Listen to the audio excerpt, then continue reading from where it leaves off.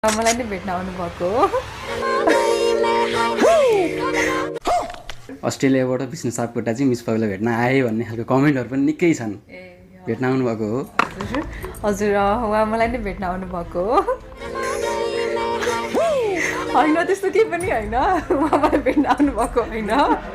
तो रहने दो फिर। अब उहाँसँग म पहिलादेखि नै मेरो चिनजान थियो र अस्ट्रेलियामा पनि कामकै आधारमा भेट भएको, नेपालमा पनि त्यही कामकै आधारमा भेट भएको, त्यही नै। विष्णु सापकोटासँग चाहिँ ऐलना चौहानसँग भेट्नुभन्दा पहिला नै तपाईँको साथी हुनुहुन्थ्यो? उहाँ मेरो साथी हुनुहुन्थ्यो फेसबुकमा, तर मेरो भेट चाहिँ मेरो कहिले पनि भएको थिएन। भेट चाहिँ मेरो त्यही अस्ट्रेलिया गएर नै भएको, तर मेरो साथी चाहिँ हुनुहुन्थ्यो। अनि मलाई थाहा थिएन अब उहाँ कसको बोयफ्रेन्ड हो, कसको के हो भनेर होइन। अनि पछि चाहिँ त्यो कन्ट्रोभर्सी आइसकेपछि मैले थाहा पाएको त्यो न्युजहरूले पो सम्बन्ध बिगारेको हो र उहाँ त अब मेरो साथी हो, त्यो जहिले पनि उहाँ मेरो साथी नै हुने हो। जो मान्छेसँग नजिक छ त्यो मान्छेसँग चाहिँ अब त्यो न्युजहरू आएर त्यो नबोल्ने चाहिँ त्यो कुरै हुँदैन। काम त जसले जोसँग नि गर्न पायो नि होइन र। नमस्ते।